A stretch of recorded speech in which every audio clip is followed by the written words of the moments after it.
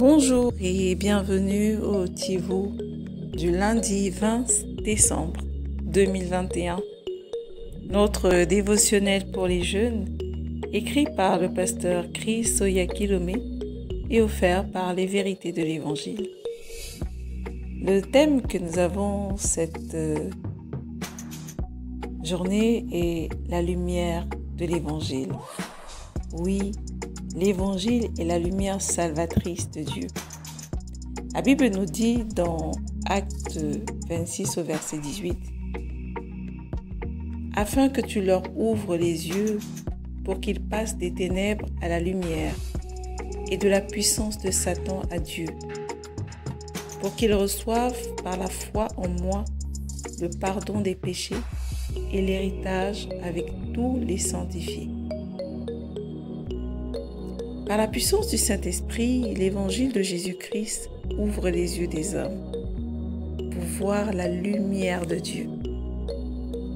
Lorsque la parole vient à une personne, il ou elle reçoit la vision. Pas étonnant que l'islamiste ait dit « Tes paroles sont une lampe de poche pour éclairer le chemin devant moi et m'empêcher de trébucher. » Le psaume 119 au verset 105 le déclare. Donc la première chose que le Saint-Esprit fait pour un pécheur est d'ouvrir ses yeux. Car à moins que les yeux d'une personne ne soient ouverts spirituellement, il ou elle demeure dans les ténèbres. De ce fait, en priant pour les personnes dans ton environnement, dans ta famille ou dans les régions lointaines qui ne connaissent pas encore le Seigneur, il est important que tu intercèdes afin que leurs yeux s'ouvrent. La puissance pour ouvrir leurs yeux est l'Évangile de Jésus-Christ, communiqué par la puissance du Saint-Esprit. Lorsqu'ils viennent à Christ, ils ouvrent leurs yeux. Mais ce n'est que le début. Ils continuent de montrer la vie du royaume à travers la parole. À mesure et alors qu'ils étudient la parole, l'écoutent et en apprennent plus sur lui,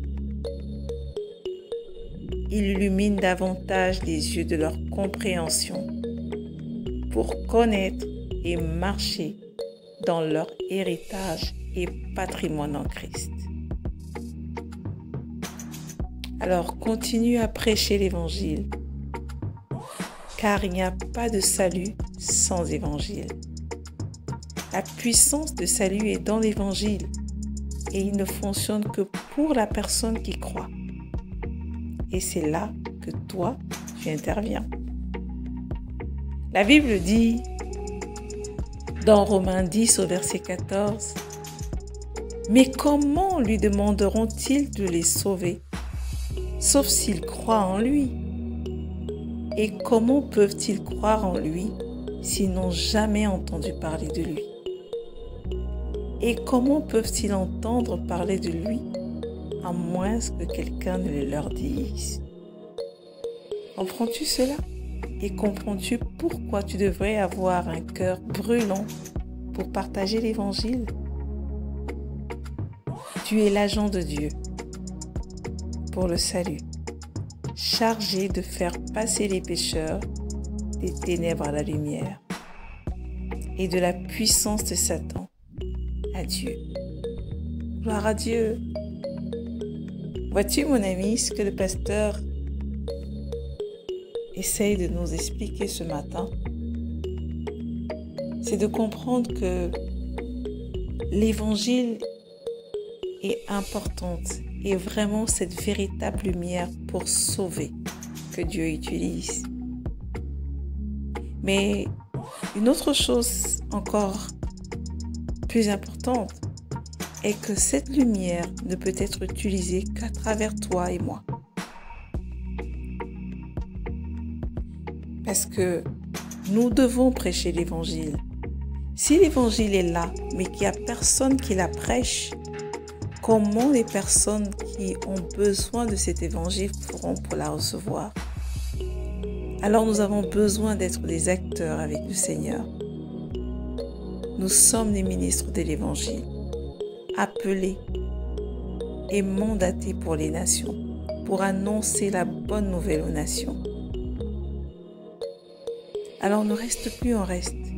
Sois responsable d'une nation, d'un quartier, d'une ville, d'un pays, dans l'intercession, mais également dans la prédication de l'Évangile. Rencontre des personnes autour de toi et partage cette foi. Gloire à Dieu. Je t'invite à aller beaucoup plus loin en méditant dans le Romains 1, verset 16 et dans Actes 20 au verset 32. Mais avant, déclarons ces paroles ensemble. Cher Père, je te remercie pour la puissance de l'Évangile de Christ qui me procure la perspicacité et la perception des réalités du royaume.